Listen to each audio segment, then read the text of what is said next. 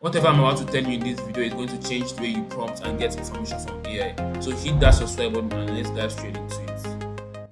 Think of prompt stacking like cooking a recipe. You don't just throw all ingredients in at once and hope for the best, but you go step by step.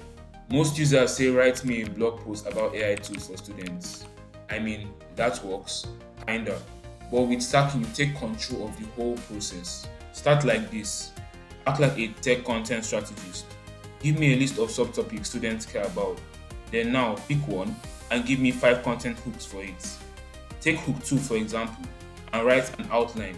Finally, write the blog based on that outline. Each step sharpens the output. It's not just prompting, it's building. As a tip, you can save each stack and use it as a custom workflow. And now you're finally working as a system and not just a user.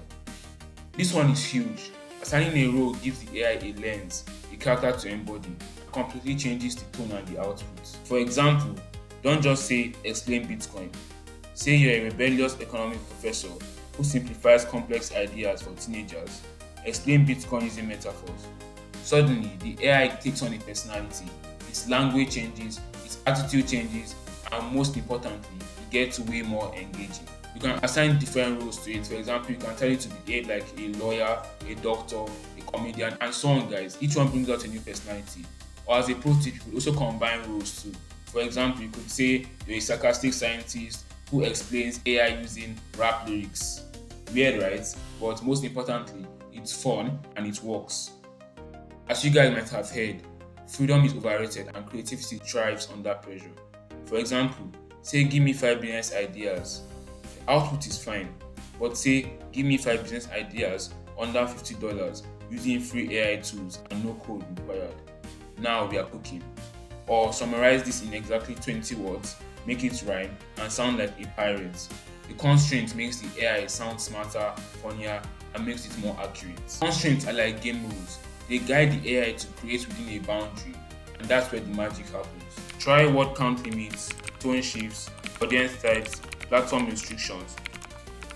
The tighter the frame, the clearer the answer. The first response is really the best. Just like a human, the AI gets better when you give it feedback. You could ask, make this friendlier, add a metaphor. Now give me 3 variations with stronger openings. You're not just using AI, you're editing with it like a live creative partner. If you want to level up more, you can ask AI to critique or judge its own responses and tell you what could be improved. This one prompt to blow your mind and increase your chances of accurate results. AI learns in the conversations, and when you loop it, you sculpt their answer into something amazing. Priming is not just about telling AI what you want, but also supporting your ideas with simple references. For example, if you were to be writing an essay, you could paste a sample of your essay in your AI and tell it to adjust it in ways that best suit your preferences. When AI has a simple reference, it's able to copy patterns, thereby being able to generate accurate results. You could also prime with bad examples as well and tell it to avoid these mistakes. Yes, it learns what not to do as well. Temperature affects the wildness of your output. It basically represents the amount of energy put into your prompt. You're adjusting the AI's personality basically. A low temperature is a scholar, a high temperature is a stand-up comedian with no filter. Experiment with this and it's how you unlock different creative modes inside the same model. This is when the AI becomes your prompt coach. You could say, what should I ask you to get a better powerful code email template? Or create a reusable prompt to generate TikTok ideas every Monday. Now the AI isn't just answering, it's helping you to ask better questions.